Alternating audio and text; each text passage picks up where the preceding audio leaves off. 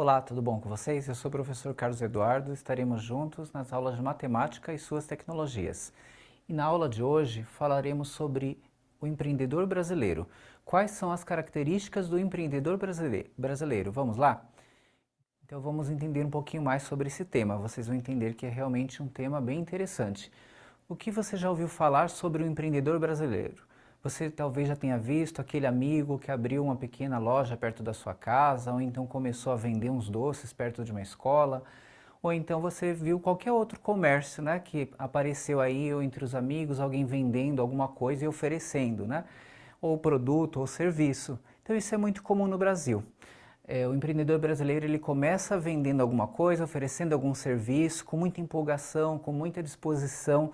O empreendedor brasileiro ele é muito animado, ele tem muita disposição para o trabalho. E talvez ele tenha começado por diversos motivos, né? Pode ser que ele tenha começado porque ele realmente precisou, ele tentou um emprego em empresas, mandou currículos, não conseguiu, decidiu empreender, decidiu abrir o seu próprio negócio. Mas pode ser também que era o sonho dele, né? Empreender, ter seu próprio negócio e conseguir ter realmente o sucesso por esse caminho.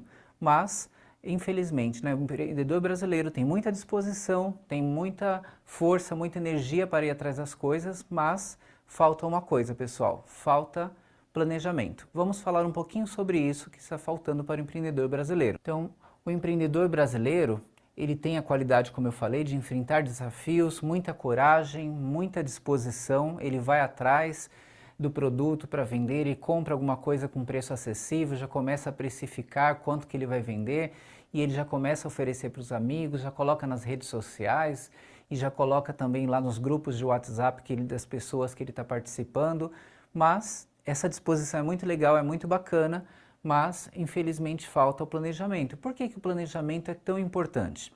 Na aula de hoje vamos falar um pouquinho sobre os dados que faltam, né, para esses empreendedores, que informações eles deixam de buscar. Qual o impacto de deixar de buscar essas informações para que ele talvez não chegue, infelizmente, ao sucesso da sua empresa e tenha até que fechar o seu pequeno negócio. Ou talvez aquele pequeno negócio não vai crescer, não vai dar mais lucro com o passar do tempo. Então, que tipos de informações são tão importantes para o empreendedor e que o empreendedor brasileiro precisa começar a buscar essas informações? Vamos ver que informações são essas? Então nós temos aqui algumas informações, vejam que interessante. São dados aqui oficiais que ao abrir a empresa, né, parte dos empreendedores não levantou essas informações, pessoal. 46% não sabiam, né, olha, o número de clientes que teriam e os hábitos de consumo desses clientes. Ou seja, não conheciam os seus clientes. Então é muito importante conhecer o seu cliente, os seus hábitos. 38% não sabiam qual era o capital de giro necessário para abrir o negócio. Ou seja, ele não fez nenhum levantamento de quanto de dinheiro ele ia precisar para aquela fase inicial até começar a ter lucro, porque no começo é só gasto, muitas vezes, né? Até chegar àquela fase que você vai ter realmente o lucro. E 39% não sabiam o número de concorrentes que teriam. Já pensou? Você abre o seu pequeno negócio e depois descobre que toda a vizinhança está vendendo o mesmo produto ou está oferecendo o mesmo serviço. Ele não analisou a concorrência. Então são dados essenciais. O empreendedor brasileiro precisa buscar essas informações, precisa se planejar, precisa se organizar. Na aula de hoje vamos enfocar principalmente nisso. O empreendedor brasileiro ele é muito disposto, muito animado, mas falta buscar mais informações. E depois em outras aulas vamos falar como planejar melhor, né, todo esse começo aí com tantas informações. Vamos então trazer aqui mais alguns dados sobre a abertura da empresa. Olha aqui, pessoal, 61% não procuraram ajuda de pessoas ou instituições para a abertura do negócio. Então, muitos não buscam informações. Existem instituições que oferecem serviços gratuitos de qualificação para o pequeno empresário, né? E eles estão sempre na mídia oferecendo seus produtos e serviços, com treinamentos rápidos. Hoje em dia também esses treinamentos, se você não tem tempo para se deslocar, eles são oferecidos online, né? Então essa busca por informação hoje está muito simplificada na internet, mas também é possível se você prefere de uma maneira presencial. 55% não planejaram como a empresa funcionaria e 50% não determinaram o lucro pretendido. Então não planejaram como que a empresa ia funcionar, foi só fazendo, né? Fazendo, uma coisa atrás da outra, sem nenhuma ordem, sem nenhuma organização. O que eu vou fazer primeiro, o que é o mais importante, o que não pode fazer, não pode deixar de fazer porque vai estourar depois, né? Vai fazer falta, vai ter um impacto negativo. Então não teve esse planejamento do funcionamento, né, para 55% e 50% nem planejou o lucro. Ou seja, se ele não planejou o lucro, pode ser que ele comece todo animado e ele venda muito e depois ele vai bater as contas lá, quanto que ele vendeu e quanto que ele gastou e de repente ele não pagou o que ele tinha gastado inicialmente. Então vejam aí o impacto, né, do que pode acontecer pela falta de planejamento do lucro, planejamento de funcionamento, conhecimento do cliente, conhecimento da concorrência, são muitas áreas que o empreendedor precisa realmente buscar. E a gente tem aqui um caso de sucesso, né, que faz a diferença aí que vocês já conhecem, né, a Bia Bolos. E ela, diferente do que a gente está falando da falta de planejamento, ela realmente planejou desde o início, né, ela teve a ideia, mas ela também já buscou informações e ela conseguiu se planejar bem. E a Bia agora ela já cresceu e ela está com 20 funcionários. E agora que ela cresceu, ela está pensando em ajudar esses novos empreendedores. Ela está pensando em contribuir para outros que também têm seus sonhos, que também querem começar um novo negócio e querem ter o mesmo sucesso que a Bia teve. Então, pensando nisso, o que a Bia fez? Agora ela pensou em criar uma comissão com 5 funcionários para atender essa pasta, ou seja, ela vai escolher 5 funcionários para se dedicar a ajudar os novos empreendedores. Ela vai selecionar esses 5 funcionários e ela vai dar algumas tarefas, fazer um projeto junto com eles para ajudar aqueles que querem se capacitar, que querem conhecer mais sobre novos negócios. Ela pode até mesmo compartilhar sua própria experiência, né? Quais foram seus erros e acertos para ajudar esses novos empreendedores. Vamos ver então, pessoal, como a matemática pode ajudar a Bia na composição dessa comissão que ela está querendo formar? Então a Bia ela tem agora 20 funcionários, sendo que ela vai formar uma comissão com 5 funcionários, né? E ela tem aí, nenhum funcionário vai ter uma função especial nessa comissão, então todos vão exercer funções iguais, né? Então não tem diferenciação de função. É uma comissão com 5 pessoas para cuidar de um projeto, ela não designou nenhuma função especial diferenciada. Então, nesse caso é o que a gente fala que a ordem não importa.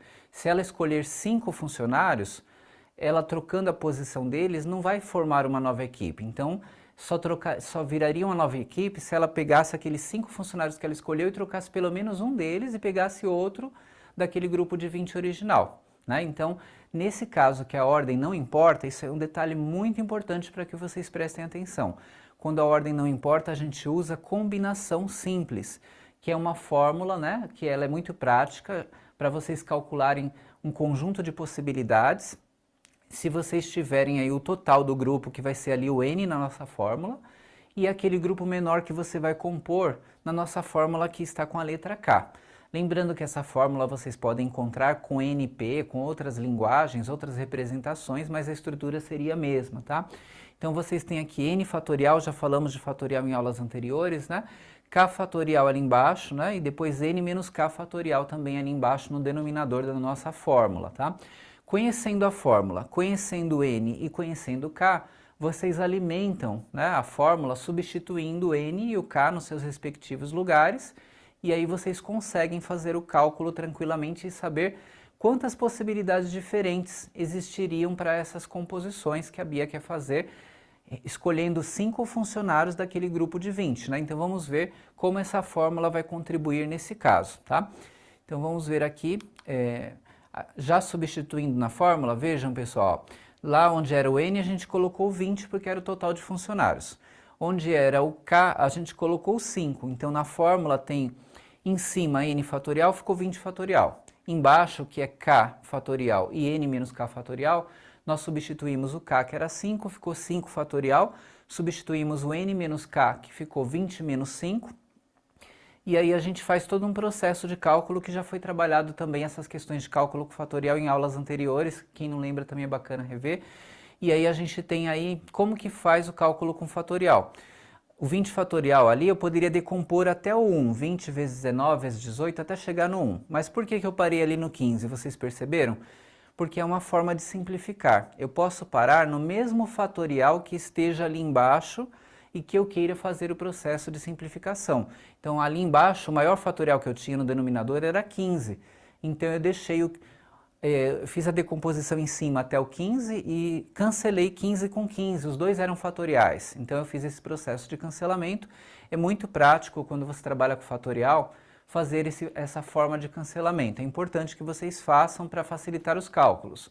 Lógico, se você for usar uma calculadora que faça fatorial, ou for usar o Excel que faz fatorial, você pode fazer os dois valores em cima e embaixo, depois de dividir também fica prático. Mas supondo que você queira fazer lá no lápis, né, e você vai fazer suas contas, esse processo de simplificação vai ser muito útil. Cancelamos ali onde vocês viram o 15 em cima e embaixo, e depois o 5 fatorial que estava embaixo, nós abrimos ele, né, a decomposição como 5 vezes 4 vezes 3 vezes 2 vezes 1.